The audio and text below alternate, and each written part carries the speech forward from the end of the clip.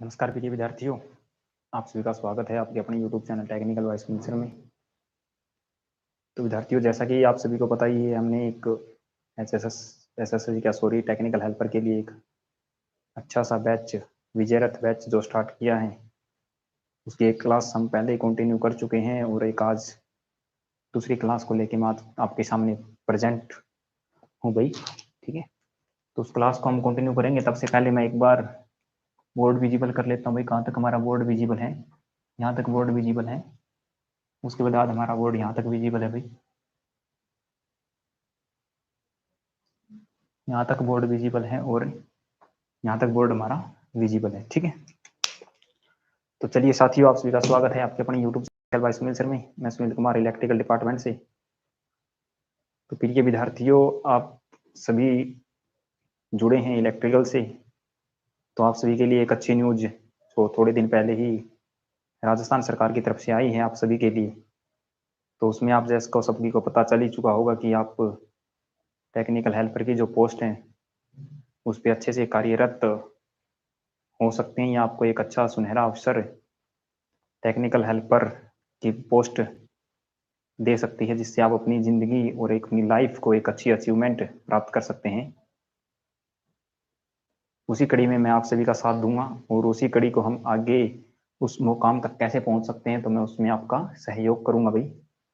तो आप सभी साथी एक बार वीडियो को लाइक कर दें और शेयर अवश्य कर दें भाई। आपके जितने भी साथी हैं एक बार उनको आप बुला लीजिए, ताकि आपके साथी भी जल्दी से जल्दी क्लास में पहुंच चुके।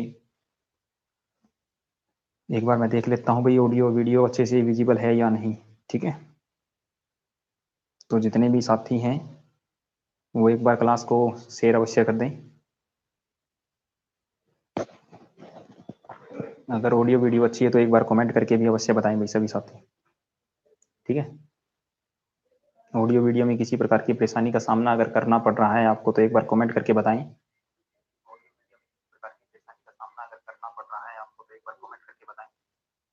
ठीक है, वरना फिर आज की क्लास को हम कंटिन्यू स्टार्ट करते हैं भाई। ठीक है, तो बच्चों सर्वप्रथम मैं आपको बता देता हूँ, हमने एक विजयरथ बैच जो फ्री ऑफ कॉस्ट आप सभी के लिए रखा है, जो आपके लिए टेक्निकल हेल्पर और जितने भी आपकी इलेक्ट्रिकल से जुड़ी वैकेंसियां हैं, जितने भी पोस्ट हैं, जितने भी आपके एग्जाम होंगे, IUCL है, टेक्निकल हेल्पर है, इन सभी के लिए जो आपका एक मिशन है, सक्सेसफुल है, जो इलेक्ट्रिसिटी को मैं आपके बेस्ट कंटेंट में प्रोवाइड करवाने का काम कर रहा हूँ, उसी कड़ी में आज की हमारी क्लास रहेगी। पीछे की एक क्लास विजयरथ बैच की हमारी हो चुकी है, ये फ्री ऑफ कॉस्ट आपका रहेगा। जो आप बैच किसी दूसरे प्लेटफॉर्म से या फिर दूसरे ऐप्स के माध्यम से 1000, 2000 और 2000, 3000 रुपए में बैच बाय कर रहे हैं, वही बेस्ट कंटेंट आपको मैं यहाँ फ्री में प्रोवाइड करवाऊंगा। बस आपको करना क्या है, हर रोज क्लास को अटेंड करना है, क्लास में आपकी प्रेजेंटेशन दिखानी है, आप प्रेजेंट होना है और आप एक अच्छे मुकाम पर पहुंचेंगे, ये मेरा आपसे वादा है। जितना कंटेंट आपको करवाया जाएगा एकदम फास्ट और एकदम अच्छे तरीके से होगा, बेस्ट वे के साथ होगा। ठीक है, तो जितने युवा साथी जिन्होंने टेक्निकल हेल्पर राजस्थान में पद पे कार्यरत होने का मन में ठाना है और जिनको एक मेहनत करनी है, तो वो अपने इस यूट्यूब चैनल के माध्यम से हमसे जुड़ सकते हैं। आगामी जितने भी आपके एग्जाम, इलेक्ट्रिकल से रिलेटेड जितने भी एग्जाम आपके होंगे, उन सभी में ये क्लास आपकी महत्वपूर्ण रहेगी। और ये batch free of cost YouTube पे लाइव रहेगा भाई। नाम मात्र बैच रखा है बस, बैच बैच का नाम है। बैच देखते ही आप ये मत सोचना कि पैसे से रिलेटेड कुछ होगा। जितनी नॉलेज, जितना ज्ञान, जितनी मेरे को आपके कुछ भी मेरी, मैं मानता हूँ कि मेरा एक टीचिंग में इंटरेस्ट है वो, और जितनी नॉलेज है वो आपके साथ शेयर कर रहा हूँ। ठीक है, तो इस बैच में हम यही काम करेंगे और एक अच्छे सी वे के साथ एक तैयारी को एक अच्छे मुकाम पे लेके जाएंगे। ठीक है, तो पीछे की क्लास में हमने पढ़ा था भाई। ठीक है, कल की जो पीछे की क्लास थी उसको हमने पढ़ चुके हैं। उसमें परमाणु इलेक्ट्रिसिटी का हम स्टार्टिंग से बेसिक को लेके चले थे, परमाणु करंट और चार्ज के बारे में पढ़ चुके हैं, जो एक बेहतरीन क्लास थी। तो आप एक बार चैनल पे आए, जल्दी से चैनल को सब्सक्राइब करें और शेयर करें वीडियो को और लाइक अवश्य कर दें भाई। ठीक है, तो आज की इस क्लास में हम आगे का कंटेंट स्टार्ट करते हैं। और आज की ये क्लास आपकी एक मैराथन होगी भाई, कम से कम 2 घंटे के आसपास की क्लास चलेगी। तो सभी साथियों से मेरा नम्र निवेदन कि एक बार क्लास को अवश्य शेयर करें, और जितने भी युवा साथी हैं जिन्होंने फॉर्म फिल नहीं किया वो टेक्निकल हेल्पर का फॉर्म अवश्य फिल कर दें। कहीं ना कहीं आपकी जॉब, आपकी एक पोस्ट जो आपका इंतजार कर रही है, आप उस पर अवश्य कार्यरत होंगे और अपने घर परिवार का सपना अवश्य सक्सेसफुल करेंगे भाई। ठीक है, एक बार क्लास को शेयर कर दीजिए, तब तक मैं भी अपने टेलीग्राम ग्रुप में क्लास को शेयर कर देता हूँ भाई। हमारी लाइव क्लास जो है वो स्टार्ट हो चुकी है।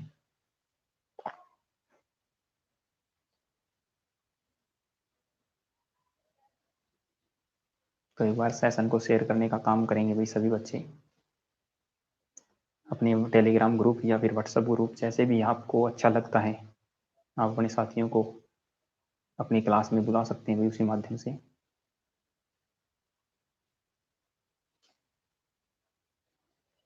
ठीक है,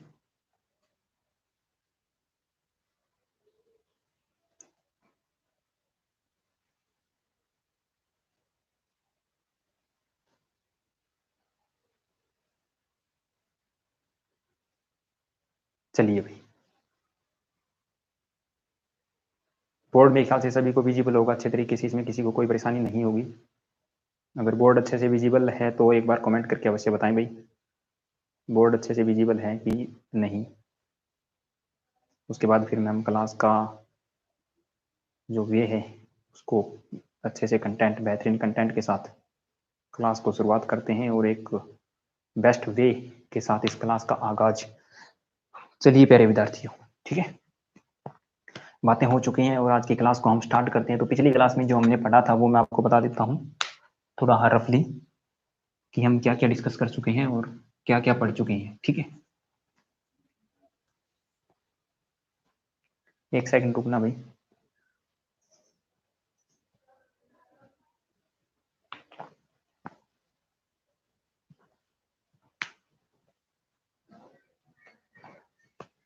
चलिए प्यारे साथियों, तो पिछली क्लास में हमने डिस्कस किया था भाई एटम के बारे में।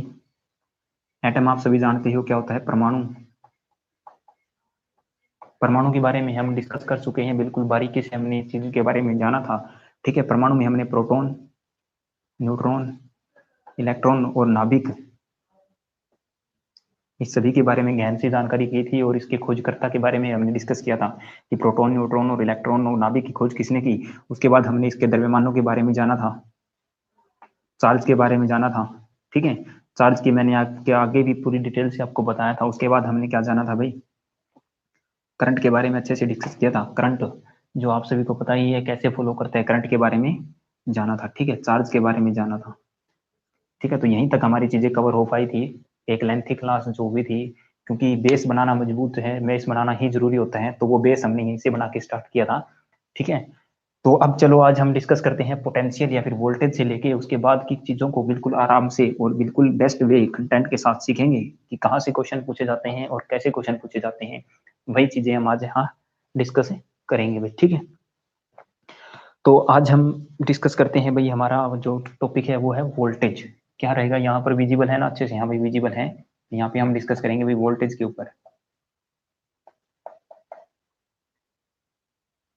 वोल्टेज, करंट कल हमने जाना था भाई सज्जन सारा, राम राम सर जी, राम राम भाई सज्जन। ठीक है, बहुत अच्छे।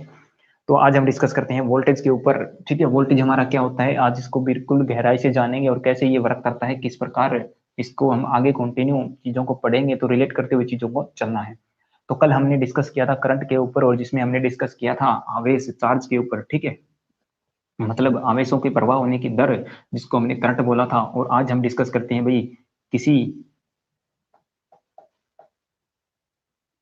एक आवेश को, किसी आवेश या किसी एक आवेश को अनंत बिंदु से या अनंत से किसी निश्चित बिंदु तक, किसी निश्चित बिंदु तक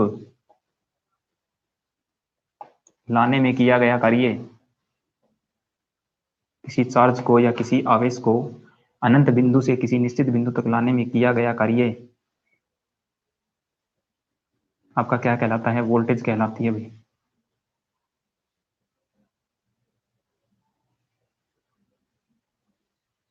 क्या कहलाती है आपकी, वोल्टेज कहलाती है। वाईफाई बंद कर दिए, ठीक है। किया गया कार्य वोल्टेज कहलाती है। ठीक है, तो ये चीजें हम आवेश वगैरह हम पिछली क्लास में पढ़ चुके हैं। आवेश के बारे में मैं हम यहाँ नहीं बताऊंगा मैं। ठीक है, तो आवेश है कोई भी आपका आवेश है किसी अनंत पॉइंट पे रखा है, मान के चलो आपका ये पॉइंट है अनंत।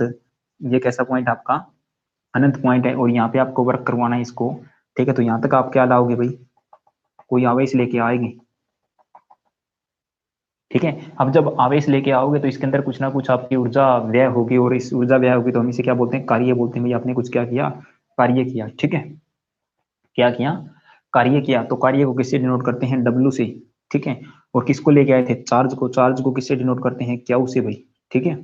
चार्ज को किससे डिनोट करते हैं, क्यू से। ये हमारा क्या है, चार्ज,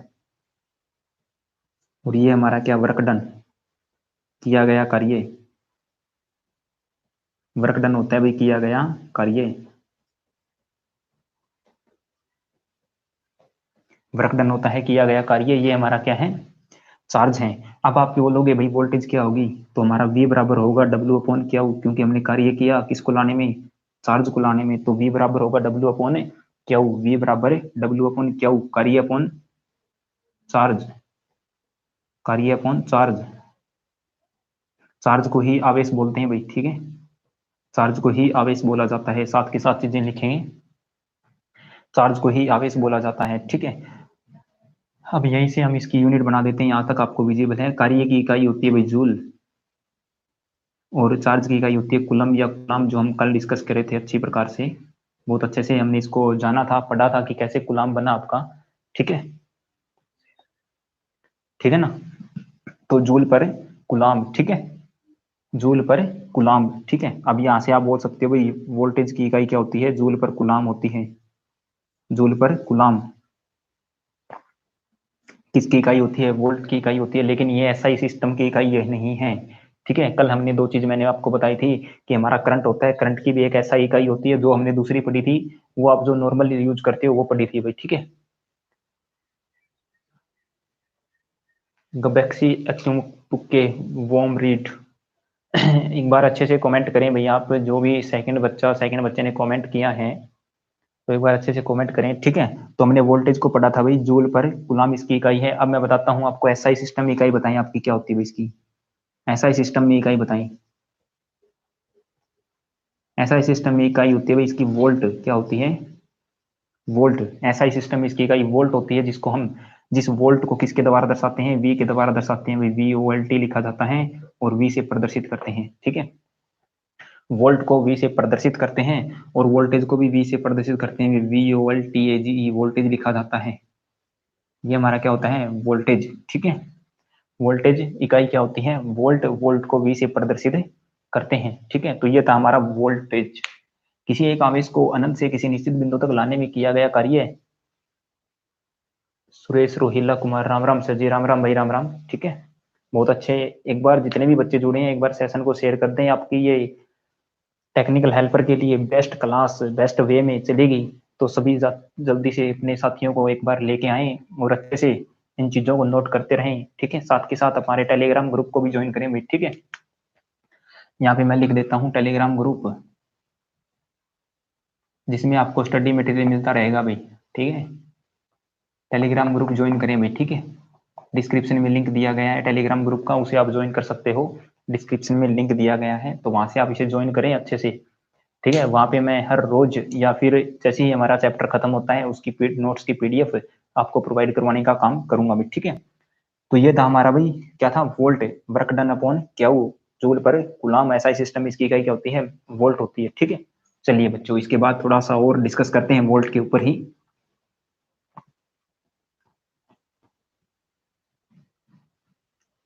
अब सभी बच्चे मेरे ख्याल से आप एएलएम से अभी पेंडिंग हो, तो एएलएम की उम्मीद है तो अच्छी बात है, ठीक है। वरना एग्जाम की तैयारी मत छोड़ना भाई, ठीक है। क्या डिस्कस कर रहे थे हम, वोल्टेज, ठीक है। वोल्टेज को मैं लिखता हूँ भाई वी डब्ल्यू अपॉन क्यू, ठीक है, जूल पर कुलाम। अब शॉर्ट फॉर्म में ऐसे ही चीजें लिखी जाती है, जूल पर कुलाम या फिर कुलम, ठीक है। दूसरी इकाई इसकी होती है वोल्ट, एसआई सिस्टम में भाई,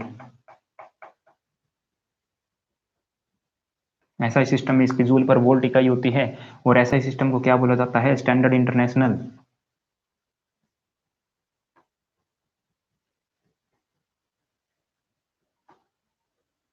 स्टैंडर्ड इंटरनेशनल,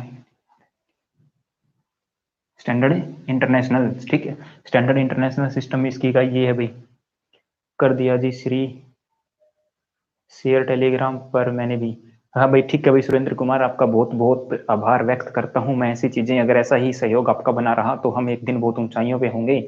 और जिसका सहयोग, अगर आप जितना सहयोग करोगे उससे कहीं ज्यादा सहयोग मैं एक आपको स्टडी के माध्यम से करवा सकता हूँ भाई, ठीक है। तो स्टैंडर्ड इंटरनेशनल में इसकी इकाई होती है वोल्ट। अब देखो भाई, अब चीजें आपको देखो सीधी सी बात है, जैसे ही कल हमने थोड़ा सा करंट के बारे में जाना था तो साथ के साथ वोल्टेज के बारे में भी जानते हैं, ठीक है। तो वोल्टेज की W अपॉन क्या होता है, जूल पर कूलाम, और वोल्ट होता है एसआई सिस्टम में, स्टैंडर्ड इंटरनेशनल सिस्टम एसआई जो हमारा होता है, ठीक है। अब इसको मापने के लिए कुछ ना कुछ क्या चाहिए, ठीक है। इसको मापते हैं भाई, मापना किसके द्वारा मापते हैं, वोल्टेज को, वोल्टेज को मापते हैं भाई वोल्ट मीटर के द्वारा,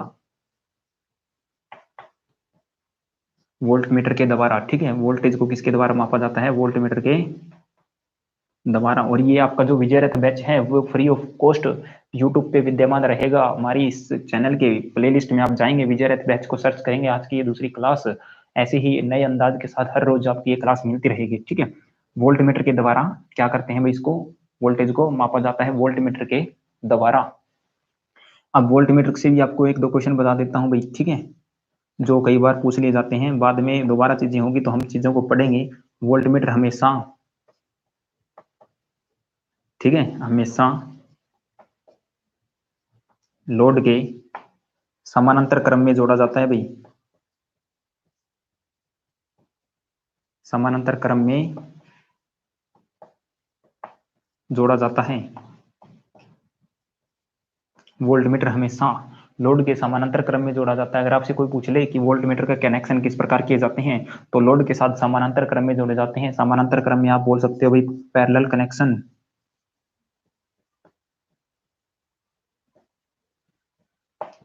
समानांतर क्रम का मतलब होता है कि पैरेलल कनेक्शन, ठीक है। ये चीजें भी आप साथ के साथ याद रखेंगे भाई, ठीक है। ये क्या होता है आपका, साथ के साथ स्क्रीनशॉट लेते रहें भाई वीडियो से, मैं थोड़ा साइड जैसे भी होता हूँ आप स्क्रीनशॉट ले सकते हैं आसानी से, ठीक है। तो ये था आपका वोल्टेज से थोड़ा सा रिलेटेड मटेरियल जो मैंने आपको बताया है। उसके बाद आगे चलते हैं भाई, ठीक है। चलिए उसके बाद आगे की परिभाषाओं पे थोड़ा सा डिस्कस करते हैं। उसके बाद जो हमारा टॉपिक आएगा रेजिस्टेंस, उसको मैं बिल्कुल बारीकी से कम 1.5 घंटे का आपका रेजिस्टेंस का टॉपिक रहेगा, ठीक है। उसके बाद हम डिस्कस करते हैं भाई ईएमएफ पे, क्या इस पे डिस्कस करते हैं ईएमएफ। ईएमएफ हमारी क्या होती है भाई, इलेक्ट्रोमोटिव फोर्स,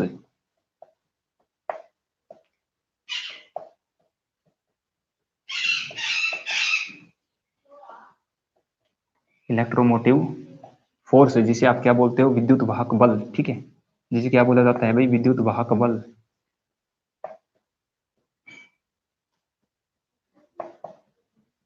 विद्युत वाहक बल, इलेक्ट्रोमोटिव फोर्स जिसे आप विद्युत वाहक बल बोलते हो, ठीक है। हमने देखा था करंट, आवेश, चार्ज जिसे आप बोलते हो परमाणु, और थोड़ी देर पहले ही हमने डिस्कस किया वोल्टेज पे। अब आते हैं वोल्ट ईएमएफ पे, ठीक है। क्या होता है, विद्युत वाहक बल होता है हमारा ईएमएफ, ठीक है। अब ये क्या होता है भाई, इसके बारे में हम जानेंगे। देखो अब देखो, हमने आवेशों को एक जगह से दूसरी जगह लाने में जो कार्य किया गया था, आवेशों को एक जगह से दूसरी जगह तक या दूसरे स्थान तक स्थानांतरित, आवेशों को एक जगह से दूसरी जगह स्थानांतरित करने में दी गई ऊर्जा, करने में दी गई ऊर्जा क्या कहलाती है भाई, ईएमएफ कहलाती है। ईएमएफ कहलाती है, ठीक है। अब देखो हमने बताया था कि भाई कुछ आवेश यहाँ रखा है, मान के चलो कुछ आवेश यहाँ रखा था, ठीक है। अनंत पॉइंट था, इस पॉइंट से लेके आए थे इस पॉइंट तक, जो लाने में कार्य किया गया था, ठीक है। तो कार्य जो था वो कार्य था हमारा वोल्टेज, लेकिन यहाँ से लाने में कुछ एनर्जी वेस्ट हुई, जो एनर्जी देनी पड़ी स्टार्टिंग में, उस एनर्जी को नाम बोलते हैं ईएमएफ, इलेक्ट्रोमोटिव फोर्स, ठीक है। एक बार क्लास को लाइक अवश्य कर दे भाई, अगर बेस्ट कंटेंट और अच्छी चीजें आपको मिल रही हैं तो, ठीक है। तो आवेशों को एक जगह से दूसरी जगह स्थानांतरित करने में दी गई ऊर्जा को क्या बोला जाता है, ईएमएफ बोला जाता है, ठीक है। ईएमएफ को भाई इसको ई के द्वारा प्रदर्शित करते हैं, ई से दर्शाते हैं या प्रदर्शित करते हैं भाई, ठीक है। ई से इसको प्रदर्शित करते हैं। और इसकी भी आपको यूनिट बता देता हूँ, इकाई बता देता हूँ भाई। ईएमएफ की इकाई, इकाई इसकी भी क्या होती है भाई, वोल्ट होती है, वोल्ट। इकाई क्या होती है इसकी भी, वोल्ट होती है। इकाई इसकी क्या होती है, वोल्ट। ठीक है, इसकी भी इकाई क्या होती है, वोल्ट। और इसको मापने के लिए भी किसका यूज किया जाता है, वोल्ट मीटर का यूज किया जाता है भाई। वोल्ट मीटर के द्वारा इसका मापन किया जाता है। ठीक है, मापना, वोल्ट मीटर के द्वारा क्या करते हैं, मापते हैं। और वोल्ट मीटर का जैसे ही नाम आता है तो आपको पता है कि इसे हम पैरेलल कनेक्शन में लगाते हैं। किसके, लोड के पैरेलल में लगाते हैं, लोड के समानांतर में इसको लगाया जाता है। ठीक है, तो ये था आपका ईएमएफ से रिलेटेड मटेरियल। ठीक है, चलिए अब आगे चलते हैं भाई। तो चीजें, समय कम है और चीजें ज्यादा हैं, तो जल्दी से जल्दी चीजों को कवर करने का प्रयास करेंगे, बट करेंगे थोड़ा सा अच्छे वे के साथ। ठीक है, आप वीडियो को एक की बजाय 2 बार देख सकते हो। ठीक है, अगर चीजें कंटेंट प्रोवाइड है तो। ठीक है, उसके बाद हम चलते हैं भाई पोटेंशियल डिफरेंस, इस पे चलते हैं, पोटेंशियल डिफरेंस पे चलिए।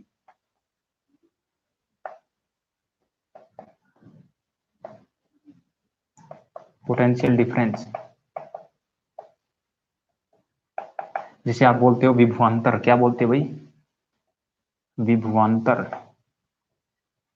ठीक है, पोटेंशियल डिफरेंस जिसे क्या बोला जाता है, विभवांतर बोला जाता है भाई। ठीक है, ठीक है, क्या बोला जाता है, पोटेंशियल डिफरेंस या विभवांतर जिसे आप हिंदी में बोलते हो। तो ये चीजें कई बार आपने सुनी होंगी, लेकिन समझना जरूरी है इन चीजों को। ठीक है, अब आपको बताता हूँ भाई विभवांतर क्या होता है, चलो देखिए। ठीक है,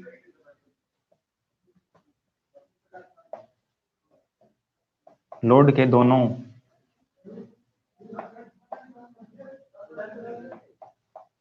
दोनों टर्मिनलों के मध्य, लोड के दोनों टर्मिनलों के मध्य आए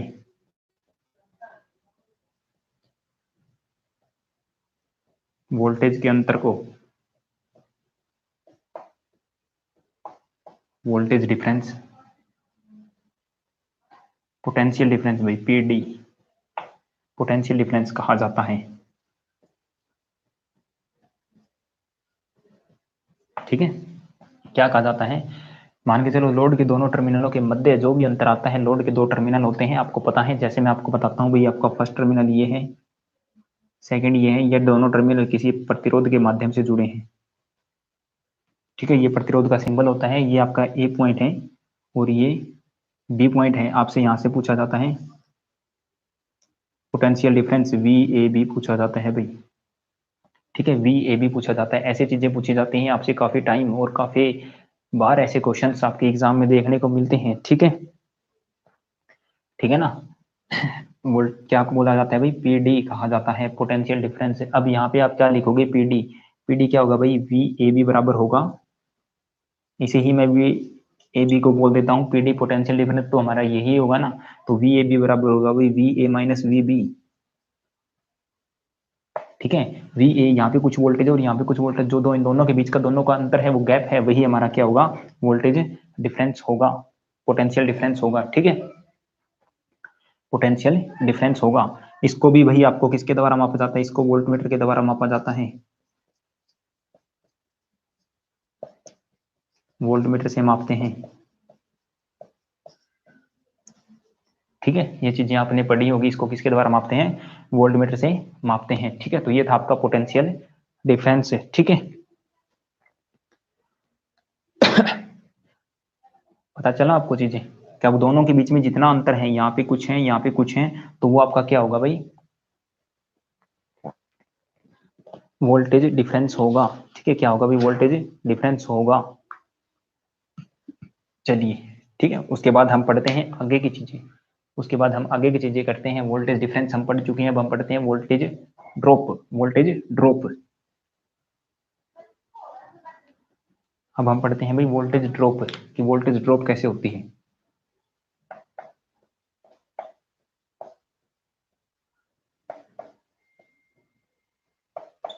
क्या पढ़ते हैं भाई, वोल्टेज ड्रॉप।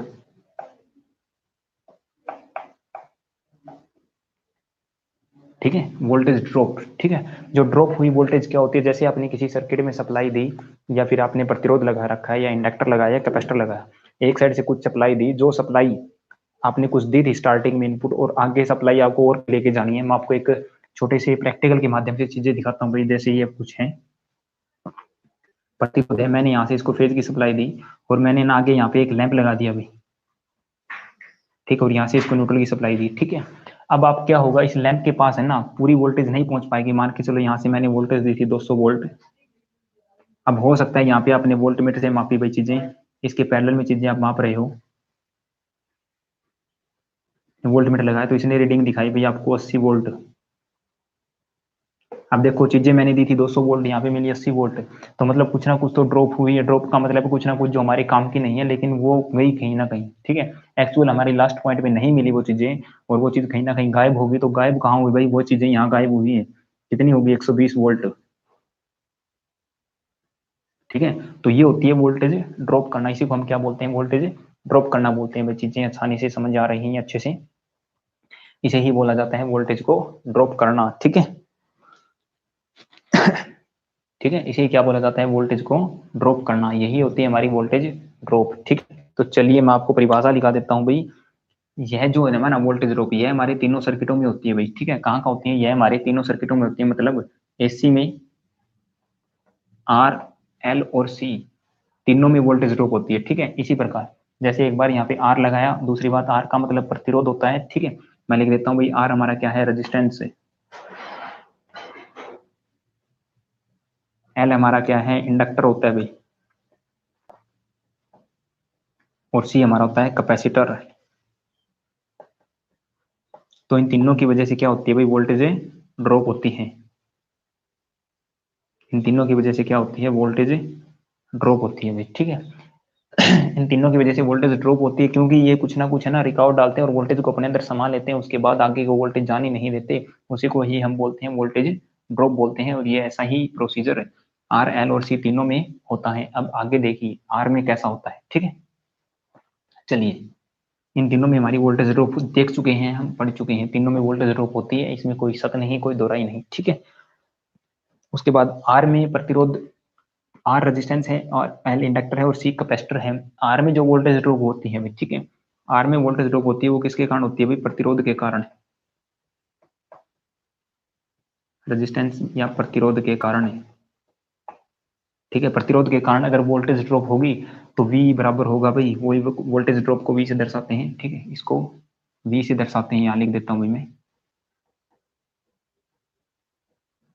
V से प्रदर्शित करते हैं और वोल्ट मीटर से मापा जाता है, वोल्ट मीटर से मापते हैं, ठीक है। तो V बराबर होगा I इंटू आर, ठीक है। प्रतिरोध के कारण होगी V बराबर I इंटू आर। इतनी वोल्टेज ड्रॉप, क्वाइल, जो एक क्वाइल नुमा आकृति आप बनाते हो, किसी तार को लपेट के क्वाइल बना देते हो, तो उसके द्वारा जो वोल्टेज ड्रॉप होती है वो, तो इंडक्टर के कारण है, इंडक्टर के कारण जो वोल्टेज ड्रॉप होगी, इसे वी आर लिख देता हूँ भाई मैं, इसे वी एल लिख देता हूँ। वोल्टेज ड्रॉप इसमें एल, और एल क्या होता है आपका, इंडक्टर, ठीक है। तो इसमें होगा आई एक्स एल, ठीक है। इसमें कैसे होगी भाई, आई एक्स एल, ठीक है। अब इकाई क्या होती है इसकी, वोल्ट, तो आप वोल्ट लगाना ना भूल लेंगे साथ के साथ। उसके बाद है आपका कैपेसिटर, तो कैपेसिटर में भी आपकी वोल्टेज ड्रॉप होती है। कैपेसिटर में किसके कारण होती है भाई, कैपेसिटर के कारण होती है, सीधी सी बात है, जिसे आप प्रेरकत्व तो बोलते हो, सॉरी भाई, धारिता, धारिता कैपेसिटर, या कैपेसिटर के कारण जो वोल्टेज ड्रॉप होती है उसे ही, कैपेसिटर के कारण जो आपकी वोल्टेज ड्रॉप होती है क्या होगी, वीसी होगी भाई, वोल्टेज ड्रॉप वीसी होगी, ठीक है। इसे किसके द्वारा लिखा जाता है, आई एक्स सी वोल्ट, ये होती है वोल्टेज ड्रॉप, ठीक है। इन चीजों को लिखेंगे साथ के साथ, एक बार लिख लें, और स्क्रीनशॉट जो लेना चाहे वो बच्चा स्क्रीनशॉट इसका ले सकता है, ठीक है। अब एक पॉइंट मैं आपसे पूछता हूँ, ठीक है, उसके बाद ही आगे बढ़ेंगे, लिख लिया होगा। एक बात तो और मैं आपको बता देता हूँ भाई, वोल्टेज ड्रॉप हो चुकी है, करंट हमारा सर्किट में फॉलो कर चुका है, ठीक है। अब आप एक क्वेश्चन बताता हूँ भाई, कुछ भी आपको पॉइंट है, ठीक है, करंट से रिलेटेड है, छोटा सा पॉइंट नोट करेंगे आप, नोट बना के लिख सकते हो, ठीक है। करंट हमेशा उच्च विभव से निम्न विभव की ओर निम्न विभव की ओर चलता है। ठीक है, करंट हमेशा उच्च विभव से निम्न विभव की ओर चलता है, मतलब हायर पोटेंशियल से लोअर पोटेंशियल की तरफ हमारा क्या चलता है भाई, करंट चलता है। हायर पोटेंशियल से लोअर पोटेंशियल की ओर हमारा करंट हमेशा चलता है। अगर ऐसा पॉइंट नहीं दे रखा हो तो करंट को चलने के लिए या करंट को चलाने के लिए सर्किट में पोटेंशियल डिफरेंस पीडी होना अनिवार्य है भाई। ठीक है, क्या है, पीडी होना क्या है, अनिवार्य है। जब तक आपके सर्किट में पोटेंशियल डिफरेंस नहीं होगा तब तक हमारा करंट फ्लो नहीं होगा। ऐसा केस आपको कैसे पता चलता है, देखो भाई, यहाँ आपका ये कुछ भी प्रतिरोध लगाया और प्रैक्टिकली चीजें कुछ भी हो सकती है। यहाँ पे 10 वोल्ट लिखा है और यहाँ भी 10 वोल्ट लिखा है। आपसे क्वेश्चन पूछा जाता है इस सर्किट में एम्पियर या करंट कितने एम्पियर फ्लो हो रहा है, करंट कितना एम्पियर है। ठीक है, तो देखो वोल्टेज 10 वोल्ट यहाँ है, 10 वोल्ट यहाँ है, तो करंट को प्रवाहित होने के लिए क्या होना चाहिए, पीडी होना चाहिए। पीडी कैसे निकालते हो, V A minus V B. ठीक है, तो 10 माइनस 10 क्या आया, पीडी है 0। पीडी 0 जैसे ही हो जाएगा तो करंट क्या हो जाएगा भाई, करंट हमारा फ्लो नहीं करेगा। ठीक है, पीडी हमारा 0 होगा और इस सर्किट में हमारा करंट वो विद्यमान या नहीं होगा, फ्लो नहीं करेगा। ठीक है, यहाँ पे करंट की वैल्यू क्या होगी, आई के मान क्या होगी, आई बराबर 0 होगा, क्योंकि इस सर्किट में पीडी आपका नहीं है। ठीक है, तो ऐसे क्वेश्चन भी कई बार आपसे पूछे जाते हैं, तो आप ये चीजें भी ध्यान रखेंगे, इन चीजों को भूल के नहीं जाएंगे भाई। ठीक है, उसके बाद देखो आगे की चीजें। अब हम चीजें जो वोल्टेज ड्रॉप पढ़ रहे थे उसी पे आगे बढ़ते हैं। ठीक है, ये नोट्स बना के चीजें लिखने वाली बात थी आपकी, वो आप लिख चुके होंगे। ठीक है, अब देखो हमने वोल्टेज ड्रॉप में कुछ डिस्कस किया था भाई, जो आर में वोल्टेज ड्रॉप थी वो किसके बराबर थी, यहाँ से लिखना स्टार्ट करते हैं। वी बराबर था आई आर, वी आर के बराबर ये था। ठीक है, आर इसमें क्या होता है, तो भाई प्रतिरोध होता है, आर क्या होता है, रेजिस्टेंस। ठीक है, आई क्या होता है भाई, करंट, इसकी वजह से वोल्टेज ड्रॉप हुई थी। ठीक है, वोल्टेज ड्रॉप इसमें होगी भाई, वोल्ट में होगी। ठीक है, उसके बाद हमने पढ़ा था V L I into x L पढ़ा था भाई। ठीक है, आई हमारा करंट है, एक्सएल क्या है, इंडक्टिव रिएक्टेंस, इंडक्टिव रिएक्टेंस। ठीक है, इकाई क्या है भाई इसकी, वोल्ट, इनटू क्या रहेगा, करंट। ठीक है, उसके बाद हमने पढ़ा था भाई V C I into X C. ठीक है, आई क्या रहेगा भाई, कैपेसिटिव रिएक्टेंस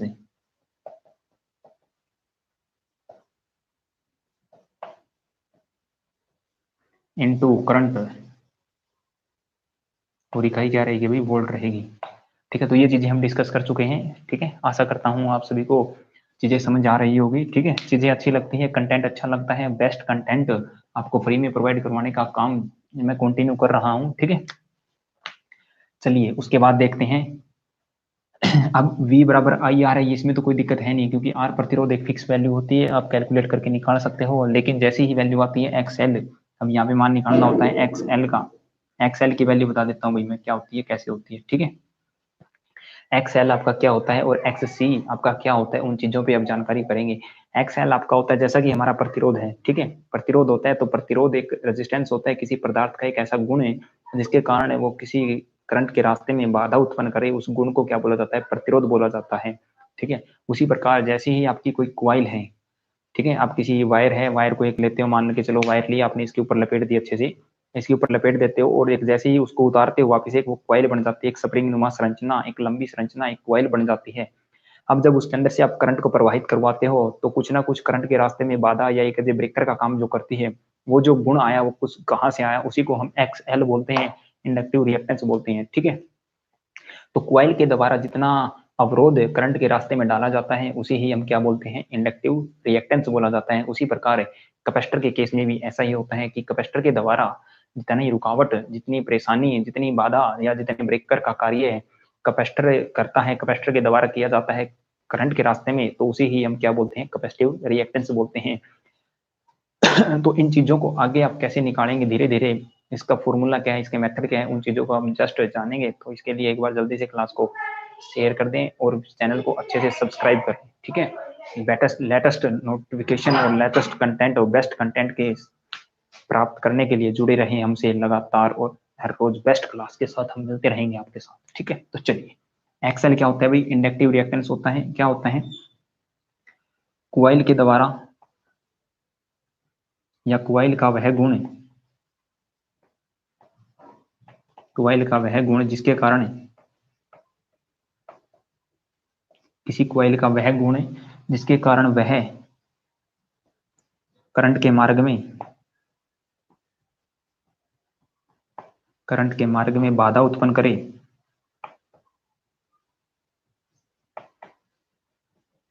ठीक है, किसी क्वाइल का वह गुण जिसके कारण वह करंट के मार्ग में बाधा उत्पन्न करे, उसे क्या बोलते हैं? इंडक्टिव रिएक्टेंस बोला जाता है। इंडक्टिव रिएक्टेंस को एक्सएल से प्रदर्शित करते हैं भाई। इंडक्टिव रिएक्टेंस बोला जाता है, एक्सएल से क्या करते हैं? प्रदर्शित करते हैं, दर्शाते हैं।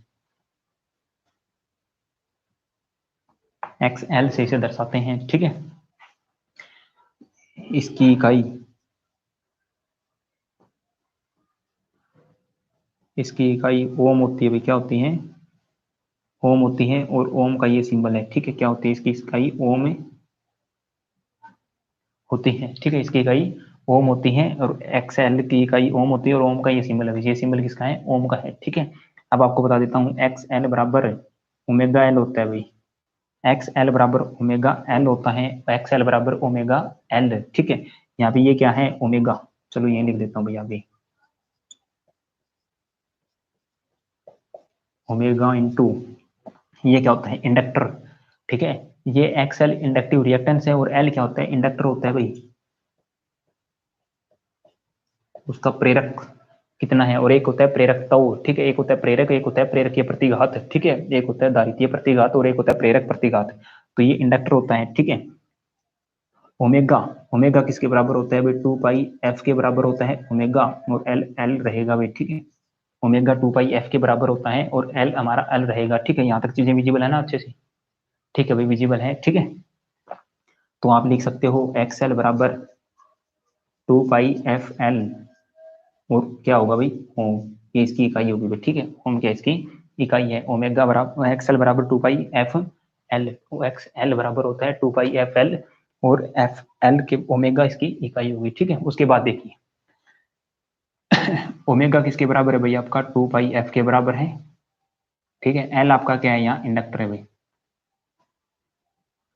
ठीक है, इंडक्टर की इकाई आपकी क्या होती है भाई? इंडक्टर की इकाई आपकी हेनरी होती है। तो जैसे ही कोयल बनाते हो तो उसका म्यूचुअल इंडक्टेंस या इंडक्टर कितना होता है? इंडक्टेंस होता है ना वो। ठीक है, तो एल की इकाई क्या होती है आपकी? हेनरी होती है, एल। ठीक है, अब एक्स एल जो आपका बना था, एक्स एल आपका बना था 2 पाई एफ एल। ठीक है, अब यहां से देखो, एफ क्या है? आवर्ती। एफ क्या है? आवर्ती। और एल क्या है? इंडक्टर। एल में आपको बता चुका हूं, पाई हमारा फिक्स रहेगा। ठीक है, यहां से एक जबरदस्त क्वेश्चन आपका बन के आता है, एक्सएल समानुपाती होता है एफ के। ये एक बेस्ट कंटेंट और बेस्ट मेथड और बेस्ट तरीके से आपको ये चीजें मैंने आपको बताई है, वेरी वेरी इंपॉर्टेंट। एक्सएल समानुपाती फ्रीक्वेंसी के होता है। ठीक है, एक्सएल इंडक्टिव रिएक्टेंस समानुपाती फ्रीक्वेंसी। ठीक है, मतलब जैसे जैसे किसी सर्किट में, जैसे जैसे किसी सर्किट में आवृत्ति का मान, जैसे जैसे किसी सर्किट में आवृत्ति का मान बढ़ाते जाएंगे, बढ़ाते जाएंगे, ठीक उसी के साथ साथ,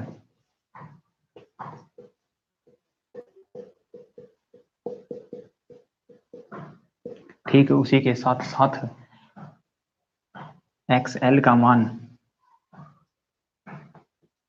एक्सएल का मान भी बढ़ेगा भाई। ठीक है, ठीक है, एक्सएल समानुपाती फ्रीक्वेंसी के होता है। ठीक है, जैसे जैसे किसी सर्किट में आप फ्रीक्वेंसी का मान बढ़ाते जाएंगे तो एक्सएल के द्वारा जो आपकी रुकावट है ना, करंट के बारे में जितनी भी रुकावट है वो आपकी बढ़ती जाएगी। ये चीजें यहाँ से प्रूव होके आई है। ठीक है, तो यही बेस्ट कंटेंट आपको अगर किसी यूट्यूबर अगर प्लेटफॉर्म पे मिलता है, किसी ऐप पे मिलता है, 1500-2000 रुपये फीस देके, तो आप वहां से अच्छे से ज्ञान कर सकते हो इन चीजों को, मेरे को मालूम है। लेकिन फ्री ऑफ कॉस्ट अगर कोई भी चीजें आपको दे रहा है तो आप उनको मेरे ख्याल से बहुत कम सीरियसली लेते हो, और ना ही ज्यादा इनको इम्पोर्टेंस देते हो। बट मैं ये एक सजेशन आपको दूंगा कि आप फ्री में जो चीज़ें कंटेंट आपको मिल रही है तो उसे आप हमेशा से ही अपने जीवन में लागू करने की कोशिश और एक अथक प्रयास हमेशा आपको करना चाहिए, ठीक है? तो चलिए बच्चों, ये एक्सेल के बारे में हम जान चुके हैं, तो मतलब वीएल और आई एक्सेल के बारे में हम अच्छे से जान चुके हैं, ठीक है? ये कंसेप्ट हमारा पूरा होता है भाई, ठीक है? अब हमारा वीसी का चैप्टर बचता है, इसके ऊपर डिस्कस करते हैं। और वीआईआर एक काफी लंबा प्रोसेस है जो रेजिस्टेंस से होकर गुजरेगा, उसके ऊपर चर्चा करते हैं, ठीक है? तो चलिए भाई,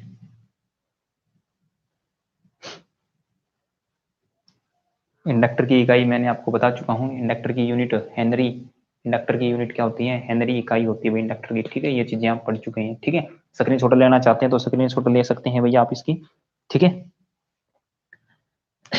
चलिए चलिए फिर आगे चलते हैं एक अच्छे से टॉपिक कैपेसिटर के ऊपर, कैपेसिटर के बारे में जानेंगे भाई।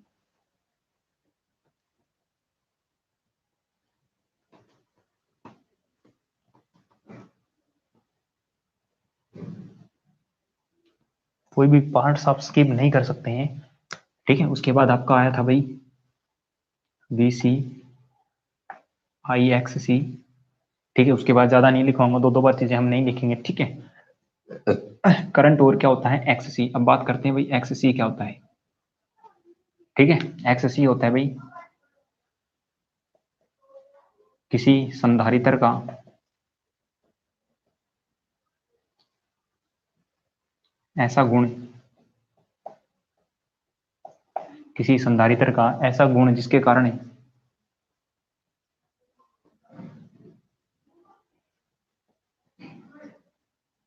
वह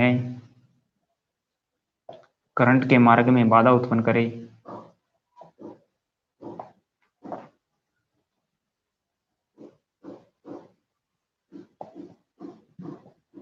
उसे एक्स सी कहा जाता है, ठीक है? क्या कहा जाता है? एक्स सी कहा जाता है, ठीक है? अजय एएलएम में, हाँ भाई अजय बोलो, एएलएम में क्या है?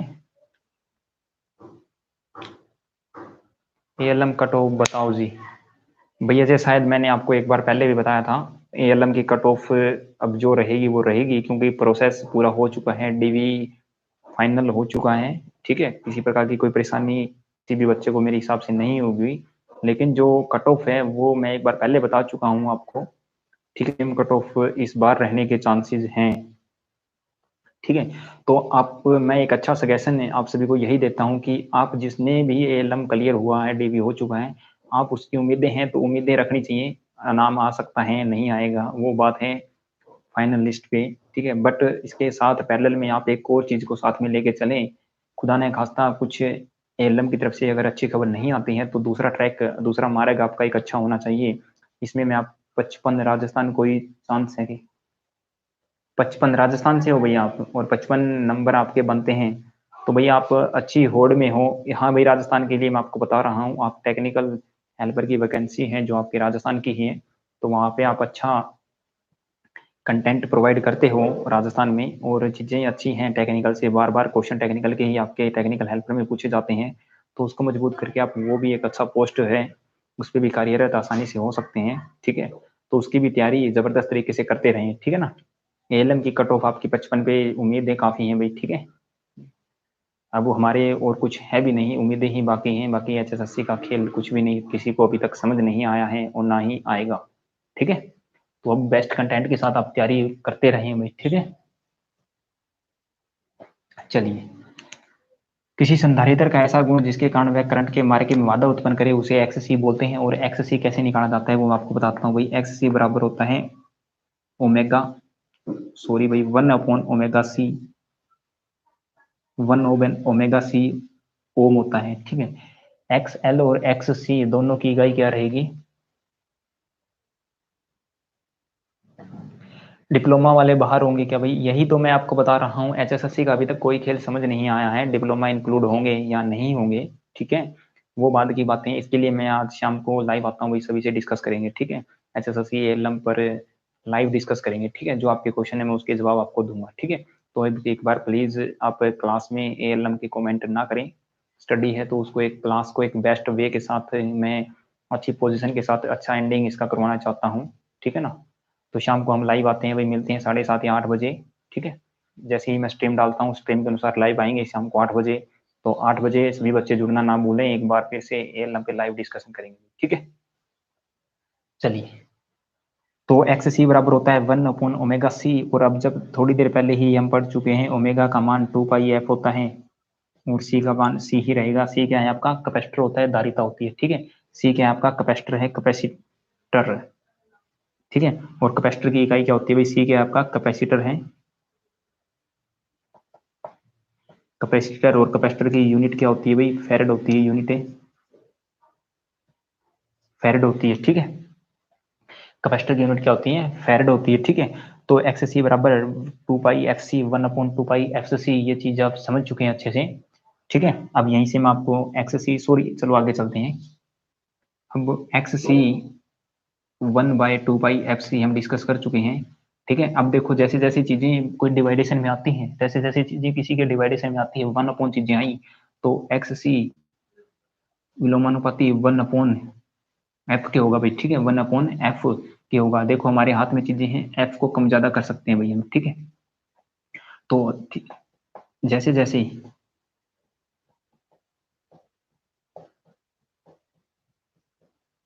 सर्किट में आवर्ती का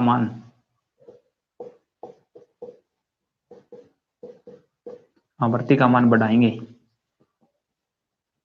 जैसे जैसे किसी सर्किट में हम आवर्ती या फ्रीक्वेंसी का मान बढ़ाएंगे, ठीक है, ठीक उसी के साथ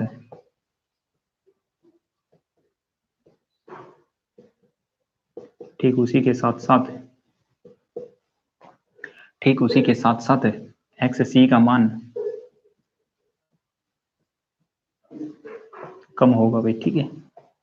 एक्स सी का मान क्या होगा? कम होगा, ठीक है। तो ये चीजें एक अच्छे वे के साथ आपको सीखनी है और इनके ऊपर डिस्कस करना है आपको, ठीक है। तो सभी बच्चे एक बार इन चीजों को नोट करेंगे, और एक बार जो बच्चा स्क्रीनशॉट लेना चाहता है तो स्क्रीनशॉट इन चीजों का ले सकता है भाई, ठीक है। उसके बाद आगे की चीजें डिस्कस करेंगे अच्छे वे के साथ, ठीक है।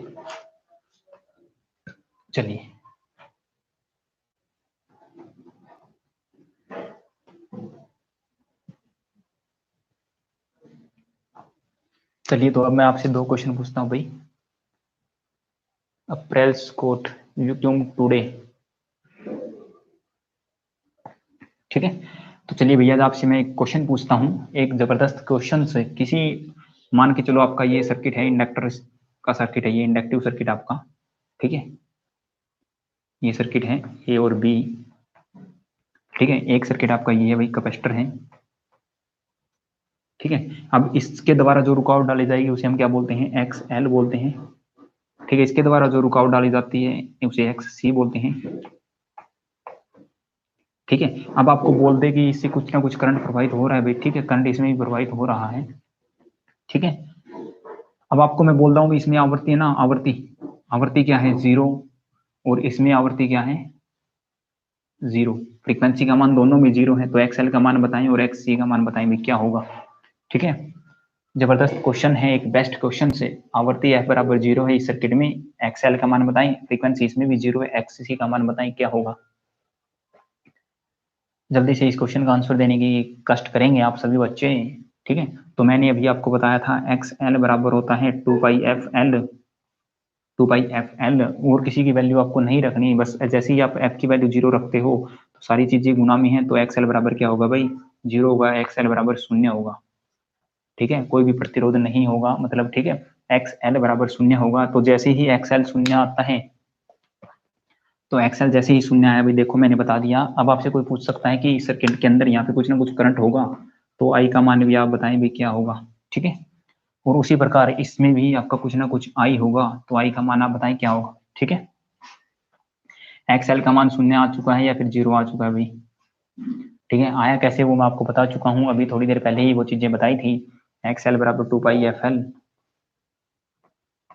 ठीक है। फ्रीक्वेंसी का मान हमने क्या रखा? 0, और जैसे ही इस साइड 0 रखते हैं तो एक्सएल का मान 0 हो जाएगा भी, ठीक है। तो एक्सएल 0 होगा, और जैसे ही आपको बता देता हूँ, जिस साइड में, जिस वे में आपको कम रुकावट और कम चीजें मिलती हैं, तो आप उस पर अच्छी तेजी से या फिर जल्दी जल्दी दौड़ते हो, ठीक है। तो इसी प्रकार आई यहाँ पे क्या होगा भाई? अनंत होगा, क्योंकि रुकावट कुछ है नहीं, ठीक है। एक्सएल का मतलब क्या है? करंट के रास्ते में रुकावट है। और एक्सएल जीरो होगा तो करंट के रास्ते में रुकावट क्या होगी, जीरो। जैसे ही रुकावट जीरो तो करंट कितना बहेगा भाई, इनफाइनाइट बहेगा, अनंत बहेगा, ठीक है। करंट कितना फॉलो करेगा आपका, इनफाइनाइट होगा भाई करंट, ठीक है। तो ये आपका अनंत करंट फॉलो करेगा इस सर्किट में, ठीक है। और एक्सएल जैसे ही हो जाता है तो इसे हम क्या बोल सकते हैं भाई, शॉर्ट सर्किट बोल सकते हैं भाई। किसी भी सर्किट में अगर जीरो मान हो जाता है प्रतिरोध का तो उसे हम क्या बोलते हैं, शॉर्ट सर्किट बोला जाता है भाई, ठीक है। सेम प्रोसीजर इस साइड करते हैं, एक्स सी हमने डिस्कस किया था भाई 1/2πfc, ठीक है। अब देखो कुछ नहीं करना, एफ का मान रख के देखो, बस जीरो रखते हैं। जैसे ही 1/0 करते हैं तो आपका वैल्यू आती है अनंत, वैल्यू आएगी अनंत, तो एक्स सी का मान क्या होगा भाई, अनंत होगा, इनफाइनाइट होगा। और जैसे ही बाधा ज्यादा होती है सर्किट में, ब्रांच में आपकी रुकावट ज्यादा है, ठीक है, तो करंट क्या बहेगा भाई, कम बहेगा, तो करंट का मान क्या होगा, जीरो होगा, शून्य होगा करंट, ठीक है। करंट क्या होगा, शून्य होगा। और जब एक्स सी अनंत होता है तो उस सर्किट को हम बोलते हैं भाई ओपन सर्किट है, मतलब कोई भी प्रतिरोध है वो अनंत है आपका, ठीक है, एज ए प्रतिरोध ही काम करता है एसी में। तो अगर अनंत है तो उसे हम ओपन सर्किट बोलते हैं। जैसे ही प्रतिरोध आपका लो हो जाता है, वेरी लो हो जाता है, शून्य हो जाता है, तो उसे क्या बोलते हैं, शॉर्ट सर्किट बोला जाता है। तो ये चीजें आप बिल्कुल अच्छे से ध्यान में रखेंगे, ठीक है। उसके बाद चलते हैं वोल्टेज ड्रॉप किसमें, प्रतिरोध में भाई। और फिर वहीं से चीजें अच्छे वे के साथ स्टार्ट होगी आपकी धमाकेदार। सभी बच्चे एक बार टेलीग्राम ग्रुप ज्वाइन करें फॉर पीडीएफ, ठीक है।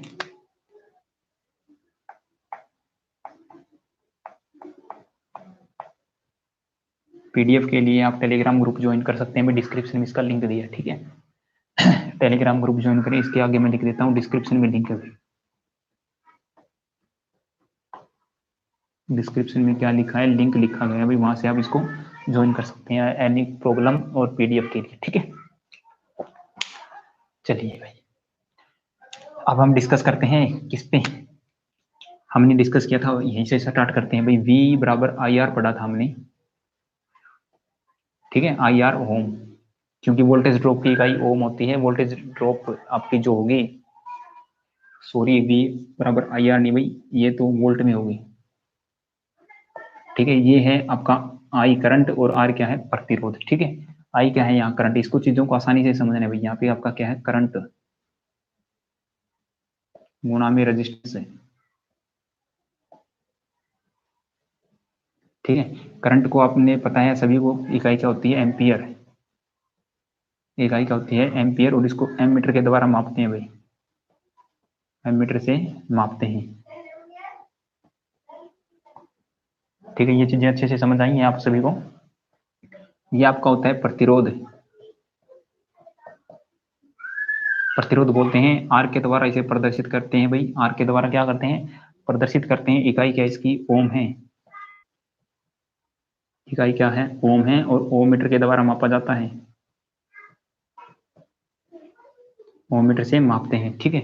ओम मीटर से इसको मापते हैं, एम्पीयर मीटर से करंट को मापते हैं। ये चीजें समझ आई, ठीक है। अब जैसे ही हम V पढ़ते हैं प्रतिरोध के केस में, प्रतिरोध का सिंबल होता है ये आपका प्रतिरोध है, ठीक है। अब इसमें VAB क्या होगी, वोल्टेज ड्रॉप VAB होगी भाई I इंटू आर, ठीक है। किसके कारण हुई, आर के कारण हुई भाई, ठीक है। समझ चुके हैं ना। अब यहाँ से हम आर निकालते हैं, आर आपका क्या होगा भाई, आर होगा V अपॉन आई, ठीक है। आर क्या होगा, V अपॉन आई ओम, ठीक है। ये एक बेस्ट कंटेंट आप सीख सकें भाई यहाँ से, very very important formula, very very important method आपका कंसेप्ट आना चाहिए अच्छी प्रकार से, और बहुत अच्छी चीजें यहाँ आपको आएंगी। अब यहाँ से एक टर्म आपकी आती है रेजिस्टेंस या प्रतिरोध, इसके बारे में आपको अच्छे से जानकारी होनी चाहिए, ठीक है। उसके बाद जैसे ही हम डिस्कस करते हैं रेजिस्टेंस के ऊपर, रेजिस्टेंस क्या होता है, ठीक है, या फिर प्रतिरोध क्या होता है, अब इसके बारे में जानते हैं। क्योंकि हमने इंडक्टर और कैपेसिटर के बारे में पता कर चुके हैं कि उनका एक्सएल और एक्ससी क्या होता है, तो अब हम चर्चा करनी है रेजिस्टेंस और प्रतिरोध के बारे में, ठीक है। तो सभी बच्चों से एक बार रिक्वेस्ट है कि आप एक बार इस चीज को शेयर कर दें क्लास को, क्योंकि क्लास इतनी अच्छी और इतनी बेस्ट कंटेंट के साथ मैं आपको चीजें करवा रहा हूँ, तो एक बार शेयर करना आपका बनता है। कि जब तक क्लास में आप एक दो स्टूडेंट नहीं होते तो वो टीचिंग का इतना जो मजा है वो नहीं आ पाता है, ठीक है। तो यही मैं आपसे बोल रहा हूँ भैया, आप एक बार शेयर अवश्य कर दें।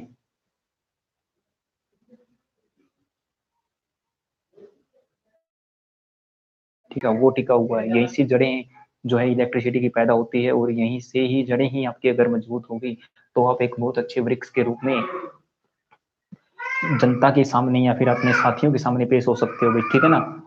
तो किसी वृक्ष की जब तक जड़ें पैदा मजबूत नहीं होगी, वो वृक्ष एक अच्छी छाया काफी लंबे समय तक नहीं दे पाएगा।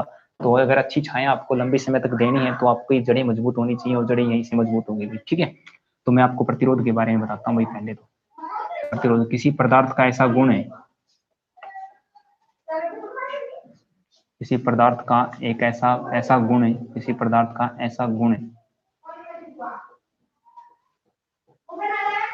किसी पदार्थ का ऐसा गुण जिसके कारण है,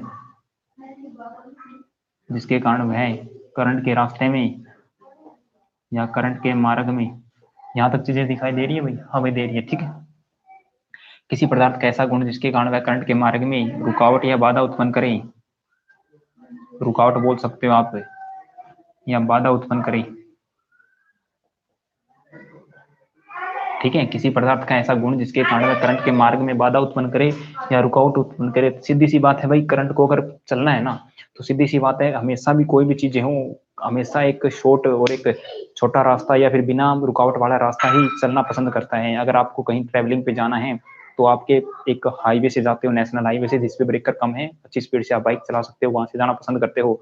ठीक उसी प्रकार अगर सेकंड रास्ता है आपका, दूसरा रास्ता है जिसमें गांव से होकर निकलना पड़ता है और आपका रोड है वो काफी डैमेज है, डिफेक्टेड है, ठीक है, तो वहां से आप नहीं जाने की कोशिश करते हो, ठीक है। तो ऐसा ही आपका करंट के साथ भी प्रोसेस होता है, ठीक है।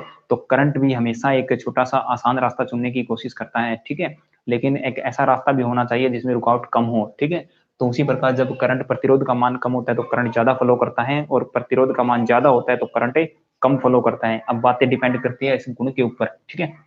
ये प्रतिरोध ही होता है जो करंट के रास्ते में रुकावट और बाधा उत्पन्न करता है, ठीक है।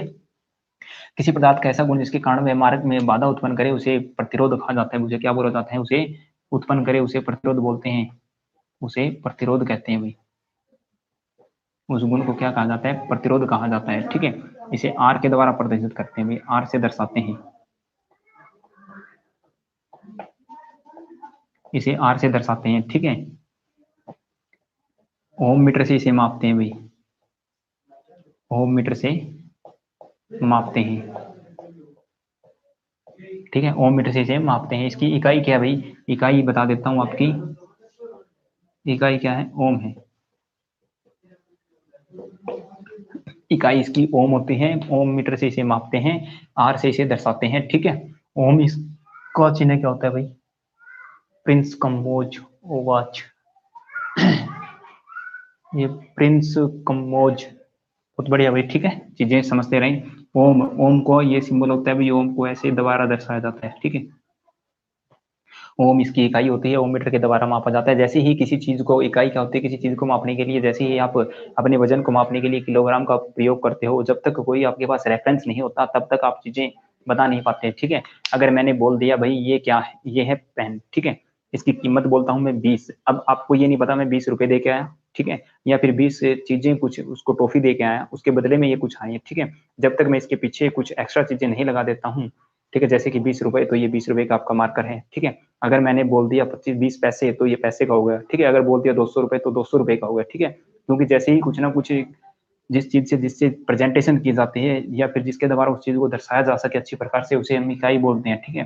तो जैसे आप बोलोगे 5 ओम, 10 ओम, 15 ओम, तो डायरेक्ट पता चलेगा उस सर्किट या उस ब्रांच में कितना रेजिस्टेंस है। 5 ओम है तो रेजिस्टेंस बोलने की आपको जरूरत नहीं होगी, ठीक है। वो आपकी ओम में ही चीजों को पता ऑटोमेटिक लग जाता है कि ओम होता है, ठीक है। तो ये आपका प्रतिरोध, ठीक है, पता चल चुका होगा, करंट के मार्ग में बाधा उत्पन्न करता है। अब आपको एक फॉर्मूला बता देता हूँ भाई, प्रतिरोध कैसे निकाला जाता है, ठीक है। आर बराबर होता है वी अपॉन आई, ये दो आपका फॉर्म नॉर्मल फॉर्मूला आपने पढ़ के आए हो, आर बराबर वी अपॉन आई। इसके अलावा आर बराबर होता है रो इंटू, ठीक है, अब हम यहाँ पे रो इंटू एल बाई ए लिखते हैं, ठीक है। आर बराबर होता है आपका रो इंटू एल बाई ए ओम, ये आपका आर का प्रतिरोध होता है रो इंटू एल बाई ए, ठीक है। ये एक बेस्ट कंटेंट और बेस्ट फॉर्मूला आपका है, वेरी वेरी इंपॉर्टेंट, ठीक है। आर बराबर रो इंटू एल बाई ए, तो एक बार सभी बच्चे इसका स्क्रीन शॉट लेना चाहे तो ले सकते हैं और चीज़ों को साथ के साथ नोट करते रहें। ठीक है, ठीक है। अब यहाँ से मैं आपको बताता हूँ ये ऐसे यहाँ से आया कैसे। ठीक है, अब आर के कुछ विशेष गुण हैं या फिर जो किस पे मान्यताएं रखता है वो मैं बताता हूँ यहाँ से। ठीक है, तो आर है ना, आर समानुपाती होता है लेंथ के भाई। ठीक है, ये लेंथ की आपकी लेंथ है लंबाई। अब आपका कोई भी तार है, कोई भी वायर है, कुछ भी चीजें हैं, ठीक है, कोई भी इलेक्ट्रिकल सर्किट है, कोई भी आपका इलेक्ट्रिकल चालक कंडक्टर है, उसकी कुछ ना कुछ जैसे जैसे लंबाई इंक्रीज करते जाओगे तो हमारा प्रतिरोध बढ़ेगा भी। ठीक है, मतलब सीधी सी बात है भाई, आर किसके ऊपर डिपेंड करता है वो चीजें हम पढ़ रहे हैं। ठीक है, तो प्रतिरोध डिपेंड करता है एल पे, इसीलिए एल ऊपर आया भी। ठीक है, एल जैसे जितनी ज्यादा एल करते जाओगे प्रतिरोध का मान उतना ही ज्यादा इस सर्किट या इस ब्रांच में होगा भाई। ठीक है, दूसरी बात, R universally proportional, directly proportional 1 upon area के होता है भाई। ठीक है, एरिया होता है कटाक्ष क्षेत्रफल, कटाक्ष क्षेत्रफल या अनुप्रस्थ काट क्षेत्रफल। ठीक है, कटाक्ष क्षेत्रफल या एरिया जिसे आप बोलते हो। ठीक है, लेंथ होती है भाई ये, जैसे कि ये है 1 मीटर का, जैसे ही 2 मीटर का यूज करें तो प्रतिरोध बढ़ गया। जैसे ही कटाक्ष क्षेत्रफल की बात आती है तो कटाक्ष क्षेत्रफल वह पॉइंट होता है जहां से आखिरी पॉइंट, जैसा है यहाँ से गोल है तो इसे गोले का स्क्वायर आप लोगे। ठीक है, वृत्त है तो वृत्त का लोगे, स्क्वायर लोग, एरिया लोगे, सॉरी। ठीक है, जैसे ही आपका कोई स्क्वायर आकार कंडक्टर है तो उसे स्क्वायर आकार कंडक्टर का आप एरिया लोगे। जैसे ही आपका कोई आयताकार कंडक्टर है तो उस आयत का क्षेत्रफल यहाँ से लोगे। इस क्षेत्रफल के ऊपर भी डिपेंड करता है। क्षेत्रफल का मतलब है जितना मोटा होगा तार। ठीक है, देखो जितना ज्यादा नीचे ऊपर होगा, जितनी ज्यादा मोटाई का नीचे तार होगा, जितनी ज्यादा वैल्यू नीचे होगी तो प्रतिरोध उतना ही कम होगा। ठीक है, जितनी ज्यादा वैल्यू इसकी कम होगी तो प्रतिरोध उतना ही ज्यादा होगा। ठीक है, ये चीजें हैं भाई, सीधी सी बात है। और इसके अलावा आर हमारा डिपेंड करता है पर टेम्परेचर पे। आर समानुपाती होता है टेम्परेचर, टी तापमान भाई। ठीक है, टी टेम्परेचर तापमान। ठीक है, लंबाई, कटाक्ष क्षेत्रफल और टी टेम्परेचर तापमान पे भी हमारा प्रतिरोध डिपेंड करता है। ठीक है, अब आपके मन में क्वेश्चन उठ रहा होगा, सर ये रो कहाँ से आया, ये क्या मटेरियल है, ये कहाँ से आया और ये क्या मटेरियल है। ठीक है, तो अब इसी के बारे में जानेंगे भी। ठीक है, तो एक बार बच्चे जितने भी हैं एक बार सेशन को शेयर अवश्य कर दो भाई अपने ग्रुप में साथ। ठीक है, और चैनल को सब्सक्राइब कर लें किसी ने सब्सक्राइब नहीं किया। और एक खास बात कि ये बैच जो आपका चला है विजय रथ बैच के नाम से यूट्यूब पे, ये एक प्लेटफॉर्म तैयार किया मैंने और इस प्लेटफॉर्म पे खरा उतरने की भरपूर कोशिश और आपको एक बेहतरीन वे में चीजें सिखाने का जो मेरा अथक प्रयास है वो कंटिन्यू जारी रहता है। और आप इसमें मेरा सहयोग अगर देते रहे तो हम एक दिन बहुत अच्छी ऊंचाइयों पे होंगे, बट टाइम आपको देना होगा भाई। ठीक है, सुरेश रोहिला कुमार, सर पिक साफ नहीं दिख रही है। पिक साफ नहीं दिख रही का मतलब भाई पिक्चर किसकी देख रहे हो आप। ठीक है, तो आप एक बार, कहता हूँ आपसे, एक बार क्वालिटी 360 में करके देखें तो अच्छे से विजिबल होगा भाई आप सभी को। ठीक है, मेरे पास दूसरा फोन नहीं है। ठीक है, मेरे पास मेरे वाला फोन नहीं है, तो वरना तो मैं उसमें चेक करके आपको बता देता कि चीजें अच्छे से दिखाई दे रही हैं या नहीं। तो आप एक बार 360 में करके चीजों को देखें, अच्छे से समझ आएगी भाई सुरेश कुमार। ठीक है, चलिए फिर। ठीक है, आगे हम डिस्कस कर रहे हैं, किसके ऊपर डिस्कस करना है, अब हमें प्रतिरोध पे हम चल रहे थे। ठीक है, अब आपको बताता हूँ भाई रो। ठीक है, क्योंकि हम रो पे डिस्कस कर रहे थे, प्रतिरोध थोड़ा सा मैंने आपको पढ़ा दिया, आपको उससे पहले डिस्कस करना है रो, ये जो हमने पढ़ा था। ठीक है,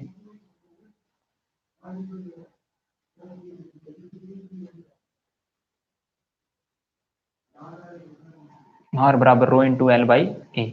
ठीक है, एल हम पढ़ चुके हैं, ए हम पढ़ चुके हैं, अब ये रहता है ए। ये रो क्या रहता है भाई, रो होता है विशिष्ट प्रतिरोध।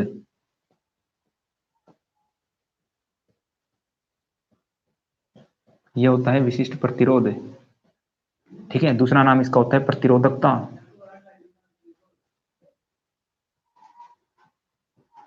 विशिष्ट प्रतिरोध या प्रतिरोधकता। ठीक है, विशिष्ट प्रतिरोध या प्रतिरोधकता, और इसे दूसरा नाम इसका एक और भी होता है स्पेसिफिक प्रतिरोध।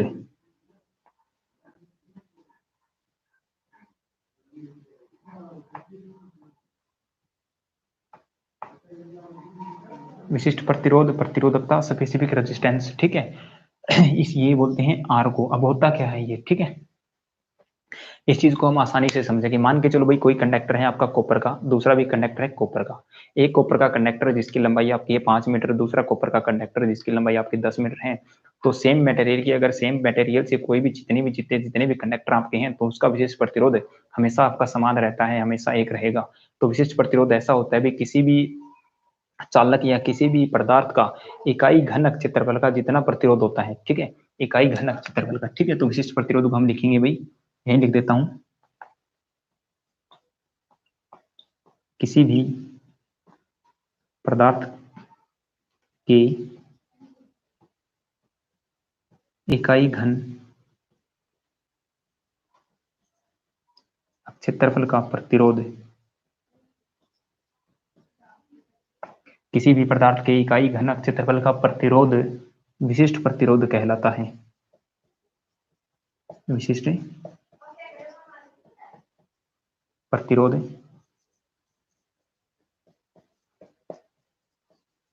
कहलाता है, ठीक है।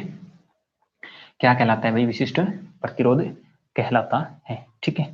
तो ये होता है आपका विशिष्ट प्रतिरोध, ठीक है। विशिष्ट प्रतिरोध क्या होता है? मान के चलो आपकी ये कोई भी कॉपर का कंडक्टर है, ये इतने लंबा आपका है भाई, ठीक है, इतने लंबा है, ठीक है। अब इतने लंबे का सारे का प्रतिरोध नहीं देना होता आपको, ठीक है। तो इससे आप इकाई का एक ऐसे घन सा काट सकते हो, ठीक है। मान के चलो जैसा आपका इकाई का ऐसा घन होता है ना, घन सेंटीमीटर क्यूब का।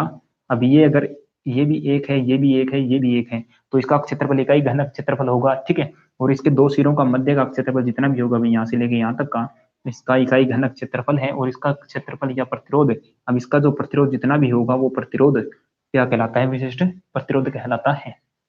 इकाई घन क्षेत्रफल के सिरों का प्रतिरोध, जो प्रतिरोध की मान होगा वही विशिष्ट प्रतिरोध कहलाता है, ठीक है। ये बात अच्छे से समझ आई होगी आपको। उसके बाद मैं आपको एक बेस्ट कंटेंट के साथ बेस्ट चीजें बताता हूँ भाई, ठीक है। अब मैं आपको बताता हूँ विशिष्ट प्रतिरोध को रो के द्वारा दर्शाते हैं, ठीक है। अब विशिष्ट प्रतिरोध यह पदार्थ की प्रकृति पर निर्भर करता है भाई, पदार्थ की प्रकृति पर निर्भर करता है, पदार्थ की प्रकृति पर निर्भर करता है बस।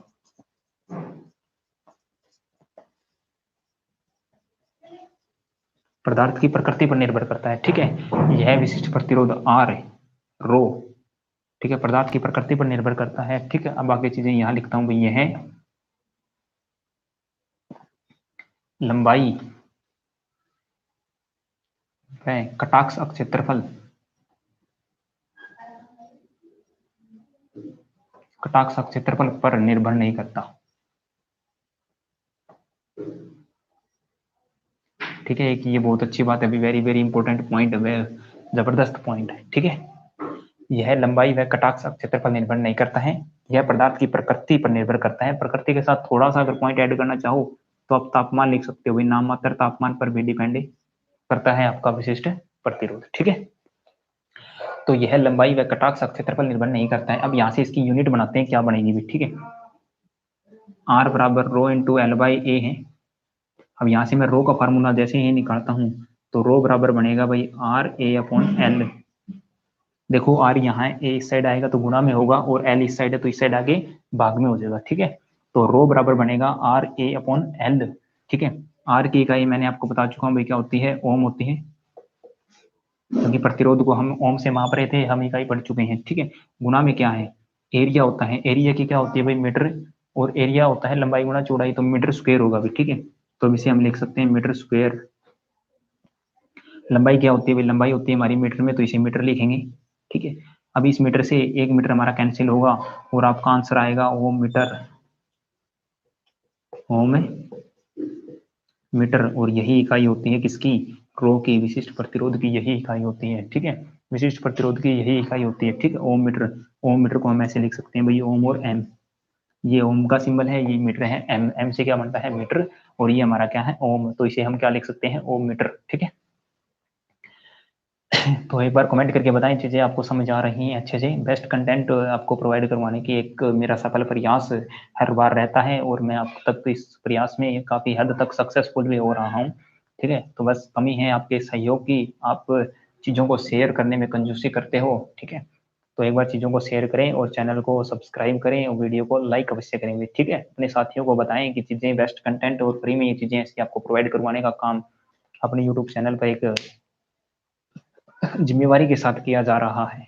ठीक है, तो ये था भाई आपका प्रतिरोध रो। ठीक है, क्या था? रो। उसके बाद आगे की चीजें भी डिस्कस करते हैं, चलिए।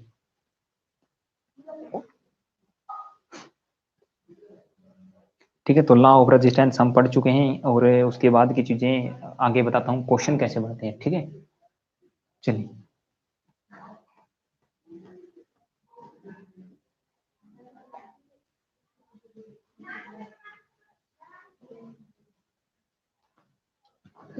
तो जो मैंने बताया था आर,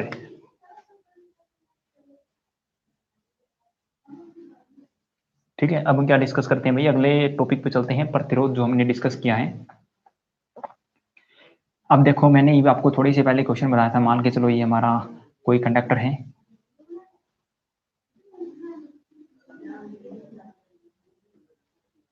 आर बराबर लो इंटू एल बाई ए, ये इसकी लेंथ है यहाँ से लेके यहाँ तक। ठीक है, और ये इसका यहाँ पे एरिया है।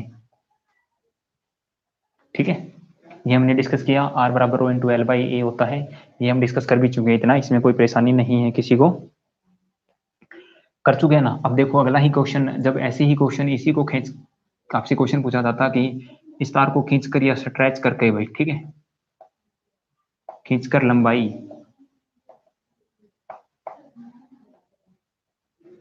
दो गुना बढ़ा दी जाए। ठीक है, खींचकर लंबाई दो गुना बढ़ा दी जाए, तब प्रतिरोध इसका क्या होगा? तो पहले प्रतिरोध इसका ये है R rho into L by A. अब जो नया प्रतिरोध होगा वो कितना होगा? ठीक है, फर्स्ट क्वेश्चन आपका यही है। सेकंड क्वेश्चन, ये आपका प्रतिरोध आर बराबर रो इंटू एल बाई ए है, कोई परेशानी नहीं है, यहाँ से लेके यहाँ तक आपकी लेंथ है भाई, एल रहेगी, ये आपका एरिया रहेगा। ठीक है, अब देखो ये चीजें अगर आप बनाते हो तो ऐसी बनेगी भाई। ठीक है, ठीक है, खींचकर इसकी लंबाई हम बढ़ा देते हैं, मान के चलो, तो ये प्रतिरोध तो ऐसे ही हो जाएगा। ठीक है, इसका प्रतिरोध जो निकालना है वो नया निकालना है आपको, और यहाँ से जो लेंथ है ना वो 2L कर दी। ठीक है, वो निकालने का तरीका मैं बताऊंगा अभी, लेकिन जैसे ही अगला क्वेश्चन लिखता हूँ, अब है ना ये है, और इसको क्या किया भाई, एक्स्ट्रा तार जोड़ के, ठीक है, एक एक्स्ट्रा तार जोड़ के भाई, ठीक है, एक्स्ट्रा वायर के माध्यम से, एक्स्ट्रा वायर द्वारा लंबाई लंबाई दो गुना बढ़ा दी।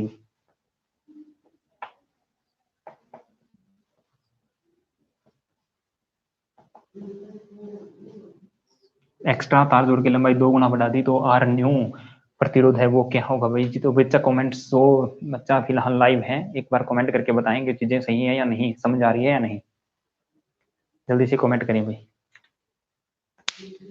ठीक है, उसके बाद बेस्ट वे के साथ इस कॉन्सेप्ट को सोल्व करते हैं और आपको चीजें बताते हैं कि कैसे चीजें आपकी, किस वे में इन क्वेश्चनों को आप सोल्व कर सकते हैं बिना किसी फॉर्मूले और बिना किसी ट्रिक भी आपको बताऊंगा, सो ट्रिक फॉर्मूला आपको बताऊंगा और चीजें समझाऊंगा कैसे आपको समझ आएंगी चीजें। ठीक है, बताएंगे, जल्दी करें, कमेंट करके बताएं कि चीजें कैसी हैं।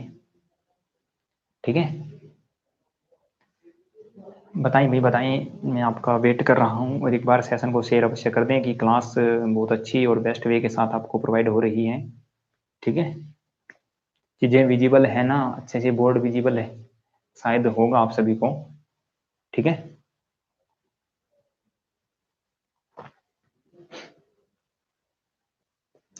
चलिए भैया, आपका कमेंट नहीं आया अभी तक, तो मैं आपको चीजें बता देता हूँ। ठीक है, अब देखो इसका प्रतिरोध R rho into L upon A है। ठीक है, इसमें कोई परेशानी नहीं है, इसका प्रतिरोध ये लिख दिया मैंने, आर ओल्ड लिख देता हूँ भाई क्योंकि पुराना है। आर ओल्ड क्या रहेगा, रो इंटू एल अपॉन ए। ठीक है, एल जो भी था वो ठीक है, लेकिन एरिया जो भी था वो भी ठीक है। एल का मान एल रख दिया और एरिया ए था, ए का ए रख दिया। अब जैसे ही आपको कुछ चीज बोल दी जाती है भाई खींच के बढ़ानी है, तो एक्स्ट्रा तार भी नहीं जोड़नी है और इस चीज को खींचना है, सीधी सी बात, क्या करना है, खींचना है। तो किसी भी चीज को जब आप खींचते हो तो उसकी लंबाई बढ़ जाती है और वो चीज पतली हो जाती है भाई। ठीक है, वो चीज क्या हो जाएगी, पतली हो जाएगी, लेकिन लंबाई बढ़ जाएगी। ठीक है, अब देखो लंबाई क्या होगी, दो गुना होगी, लेकिन चीजें पतली भी होगी, तो पतली होगी तो एरिया क्या होगा भाई, एरिया कम होगा, कम होगा तो भाई कितना कम होगा, जितनी लंबाई बढ़ी उतना ही एरिया कम हो जाएगा। ठीक है, लंबाई दो गुना बढ़ी है तो एरिया दो गुना कम होगा, लंबाई तीन गुना बढ़ी है तो एरिया तीन गुना कम होगा, लंबाई चार गुना बढ़ी तो एरिया चार गुना कम होगा। ठीक है, क्योंकि चीजें उतनी ही पतली होगी जितनी ज्यादा देर तक चीजों को खींचते रहोगे आप। ठीक है, आप एक काम करना, किसी रबड़ को लेना और रबड़ को पकड़ के उसको खींच के देखना और उसका डाया फिर मापना, डाया कम होगा, उसका क्षेत्रफल कम होगा और लंबाई बढ़ जाएगी, दोनों सापेक्ष और दोनों एक साथ बढ़ेगी। ये आपके यूनिवर्सली प्रोपोर्शनल है, मतलब डायरेक्ट में सीधा समानुपाती में होती है, ठीक है। यहाँ से मैं अब इसका आर निकालता हूँ भाई, आर आप सभी को पता है रो इंटू एल बाई ए होता है, ठीक है।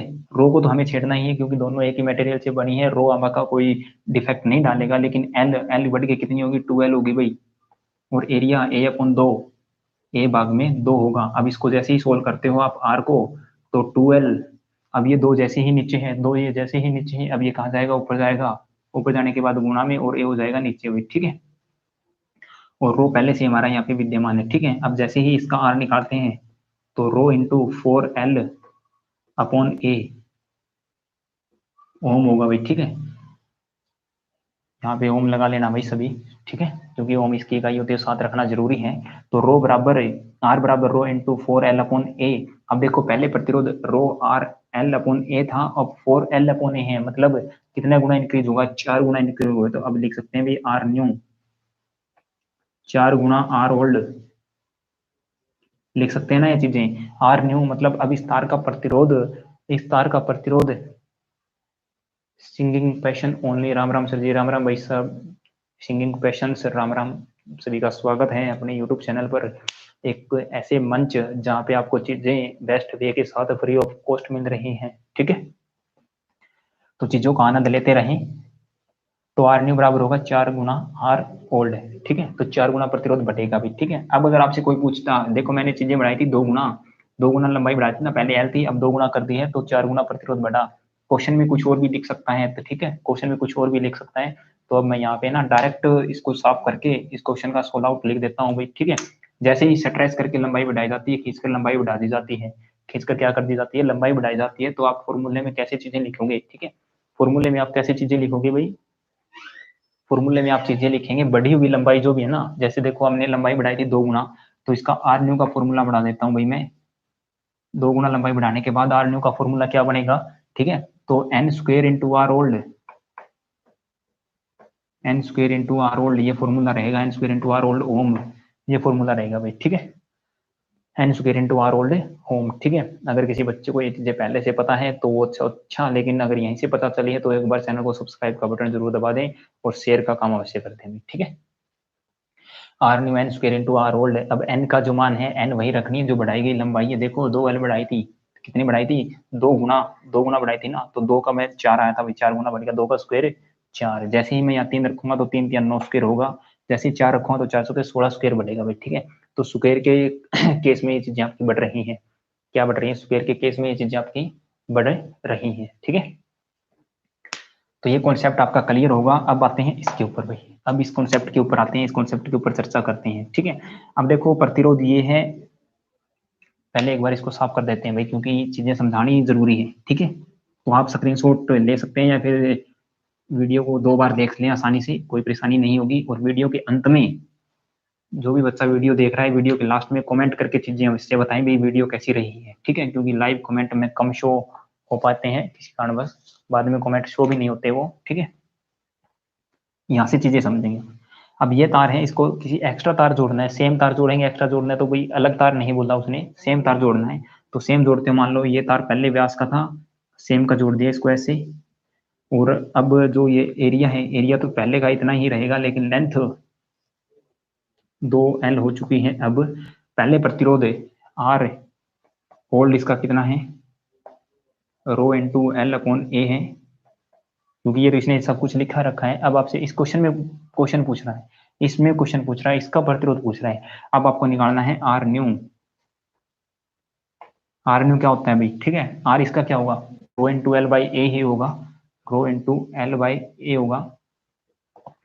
अब देखो एक्स्ट्रा तार जोड़िए तो प्रतिरोध कम होने के कोई चांस, प्रतिरोध सॉरी डायमीटर या इसका डायमीटर या फिर एरिया कम होने के कोई चांस है ही नहीं, ठीक है, क्योंकि एक्स्ट्रा तार जोड़ी है हमने, किसी इसकी तार के साथ छेड़खानी नहीं की। अब ये तार थी, मान के चलो ये तार थी, और जैसे ही मैं दूसरा मार्कर उठाता हूँ ये रहा, ठीक है, इसको इसके साथ अटैच कर देता हूँ भाई, मान लो, ठीक है। अब इसको मैंने कुछ छोड़ा, छेड़ा ही कोई परेशानी कौन करी इसके, तो ये दूसरा इसके पास जैसे ही लेके आऊंगा तो तार की लंबाई बढ़ेगी, बढ़ गई ना। अब इसका जो एरिया है वो तो समान रहेगा, कोई परेशानी नहीं, ठीक है, लेकिन लेंथ क्या होगी, 2 गुना बढ़ गई, ठीक है।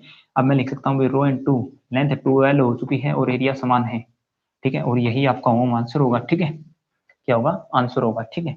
अब आर न्यू क्या होगा भाई 2L रो 2L अपॉन ए। अब कितने गुना बढ़ गया, 2 गुना बढ़ गया भाई, ठीक है, कितने गुना बढ़ गया, 2 गुना बढ़ गया, ठीक है। Madan Godara Godara, yes, thank you मामा जी, ठीक है ना। तो ऐसे में आपकी चीजें बहुत अच्छे बेस्ट वे के साथ चल रही हैं। अब आप आर न्यू निकालना है, आर न्यू कैसे निकालेंगे फिर। अब देखो हमने लंबाई कितनी बढ़ाई थी, 2 गुना बढ़ाई थी, देखो यहाँ लिखा 2 गुना बढ़ानी है लंबाई, तो प्रतिरोध हमारा 2 गुना बढ़ा। जैसे ही लंबाई में 3 गुना बढ़ाता हूँ प्रतिरोध 3 गुना बढ़ेगा, क्योंकि लंबाई 3 गुना इंक्रीज होगी, ठीक है, तो 3 गुना इंक्रीज होगी। अब डायरेक्ट आपसे कई बार क्वेश्चन पूछा जाता है कि 4 गुना, 5 गुना, 6 गुना, तो आप कैसे निकालोगे, तो आर न्यू होगा भाई एन इंटू आर ओल्ड। तो ये आपका एक बेस्ट वे के साथ फॉर्मूला निकल के आ चुका है भाई, आर न्यू बराबर N into R old. N का मतलब क्या है, बढ़ाई गई लंबाई जितनी भी है वो बस रख दें यहाँ, बढ़ाई गई लंबाई, ठीक है, ये आपका एन का मतलब है बढ़ाई गई लंबाई, जितनी लंबाई आपकी बढ़ाई गई है, ठीक है, 5 गुना, 10 गुना, 15 गुना, 20 गुना, वो रखें, और जितना प्रतिरोध पहले है, ठीक है, जितना प्रतिरोध पहले है वही आपको इसके अंदर ऐड करना है, ठीक है। अब इसी कंसेप्ट के ऊपर हम 2 क्वेश्चंस करते हैं, ठीक है, उसके बाद क्लास का एक बेस्ट वे के साथ समापन करेंगे। तो जो क्वेश्चन जल्दी से मैं बता देता हूं आपको, ठीक है। फर्स्ट क्वेश्चन, किसी तार की लंबाई खींचकर बढ़ाई जाती है, भाई सीधी सी बात है, किसी तार की लंबाई खींचकर बढ़ाई जाती है, ठीक है, किसी तार की लंबाई खींचकर 2 गुना बढ़ा दी जाएगी, खींचकर 2 गुना लंबाई बढ़ा दी जाती है, खींचकर 2 गुना लंबाई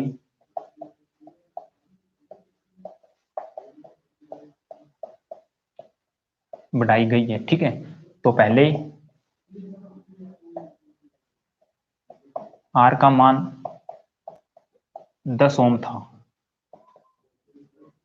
अब आर का मान बताएं भाई। फर्स्ट क्वेश्चन आपके लिए है, ठीक है। पहले किसी तार का प्रतिरोध 10 ओम था और उसकी लंबाई अब 2 गुना बढ़ा दी गई है, खींचकर है, खींचकर नाम लिखा है, सबसे पहले इस पे ध्यान देंगे सभी बच्चे, खींचकर नाम लिखा है तो 2 गुना लंबाई बढ़ा दी। अब आर न्यू नया प्रतिरोध कितना होगा उसका मान आप बताएं। दूसरा क्वेश्चन मैं आपको लिख देता हूँ भाई यहाँ, ठीक है, दूसरा क्वेश्चन यहाँ लिखता हूँ भाई, किसी तार की लंबाई एक्स्ट्रा तार जोड़ के बढ़ाई जाती है भाई, ठीक है, किसी तार की लंबाई एक्स्ट्रा तार जोड़ के बढ़ाई जाती है भाई, एक्स्ट्रा तार जोड़कर बढ़ाई गई है, ठीक है, एक्स्ट्रा तार जोड़कर बढ़ाई गई है, कितनी बढ़ाई गई है भाई, 2 गुना बढ़ाई गई, ठीक है, 2 गुना। किसी तार की लंबाई एक्स्ट्रा तार जोड़कर 2 गुना बढ़ाई गई है भाई, ठीक है, 2 गुना बढ़ाई गई है, ठीक है। पहले प्रतिरोध 10 ओम था भाई, ठीक है, अब प्रतिरोध बताएं।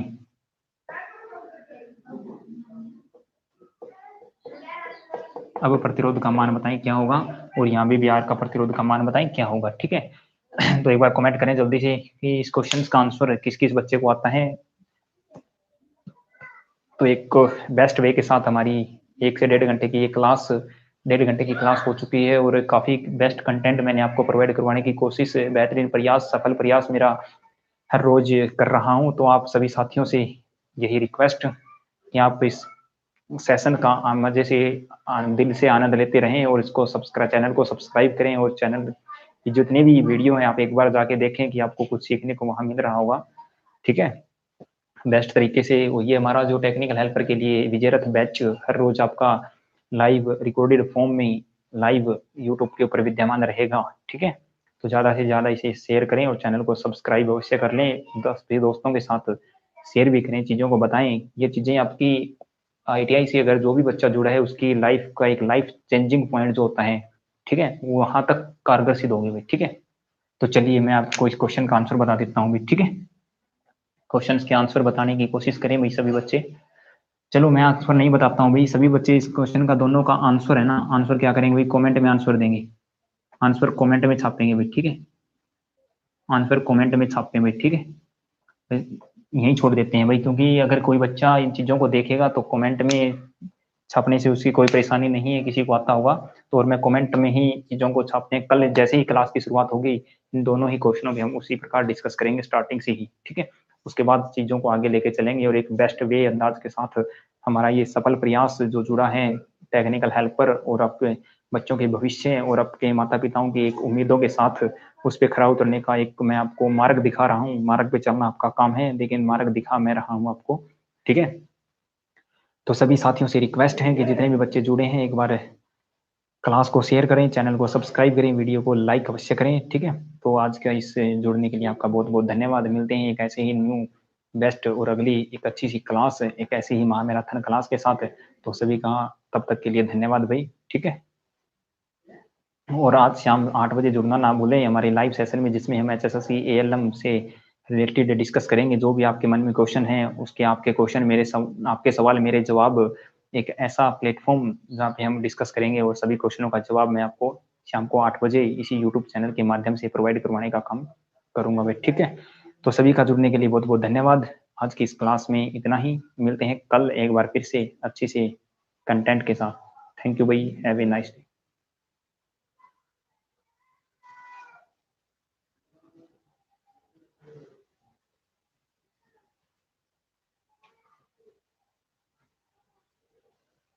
डे।